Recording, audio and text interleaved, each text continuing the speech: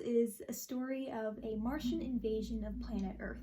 It was adapted from book form to radio form by George Orson Welles, and it aired in 1938. That takes place in Grover's Mill in New Jersey. And so essentially this astronomer is being interviewed, and all of a sudden there is like this eruption on Mars, and so everyone is kind of confused about it, and then something lands on this farm in Grover's Mill. It's a radio drama, which means that it is purely audio and no visual, and it's set kind of like a news broadcast, so people would be circled around the radios in their homes thinking they're listening to some beautiful classical music from a hotel in New York, and then suddenly there would be a breaking news interruption in that programming telling them that there was an alien invasion or Martians invading across the eastern coast. Something significant about this show is that when it was first released, the people who tuned in thought that it was actually happening and it was real, because people would switch radio stations, you know, in the middle of it, and all of a sudden they're transported into this crazy, you know, war going on that they get coverage over. So I thought that was a shock to some people. And they actually thought this was a real alien invasion occurring. So they actually kind of freaked out. Mr. Orson Welles, you horrible, terrible person.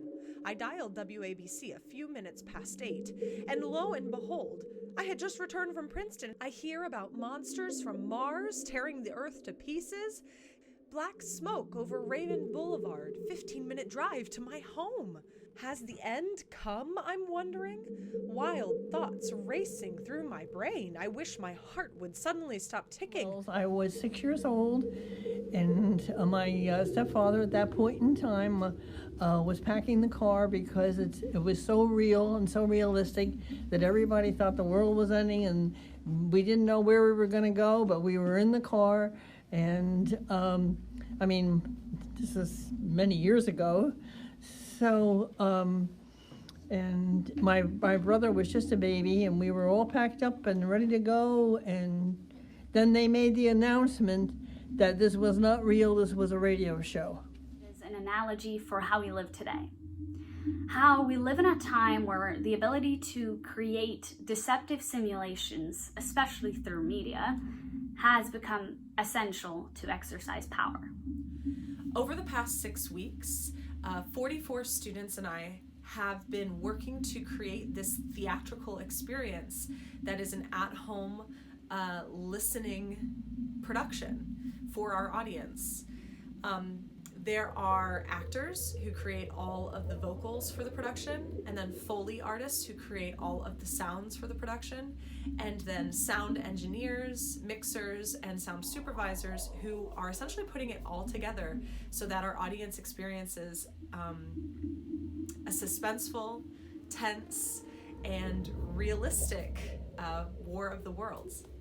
I was an ensemble member, so like an actor who's an ensemble member. I played a few different roles throughout the whole play. I played like one character for like one scene and then a different character throughout the rest of the play. And yeah, I play like voices in the crowd or like in the background so that the main character sounds like he's actually in the setting.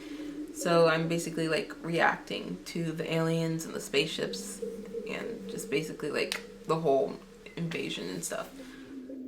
My role for this show is a sound supervisor, so that means that I helped organize a team of Foley artists and created a sound cue sheet after going through the script and finding different effects and sounds that we might need for the radio drama. I am an ensemble member, and as part of the ensemble, we are in charge of providing the background voices that can immerse those, especially those listening through radios, into a deeper level into the plot. I play Professor Ruth Pearson, the astronomer that I was talking about. She is a professor at Princeton, specializes in astronomy.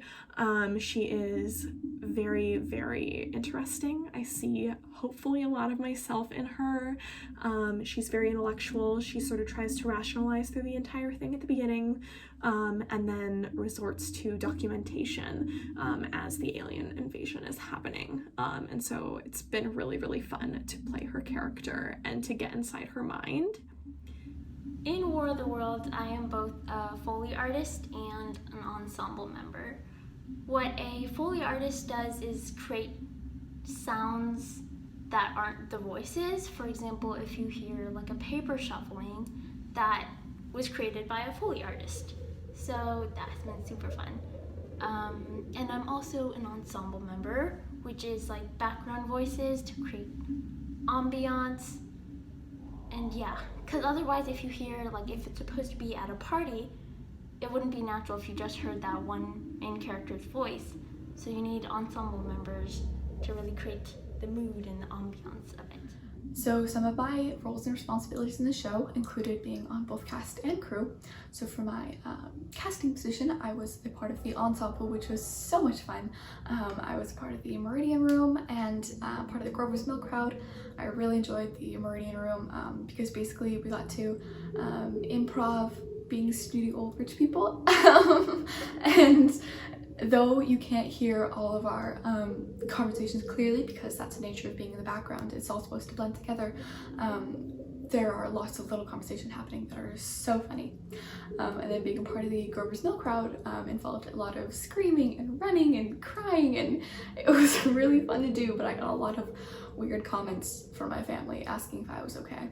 And then for my part in our sound crew, I was a Foley artist, which means that my team and I created a lot of the sound effects that you hear, most of the sound effects. I am looking forward to the reception because I haven't seen the show, and none of the actors have also really seen the show, so it's gonna be fun to experience something that you're in as an audience member. I think that's really cool, and I'm excited for that.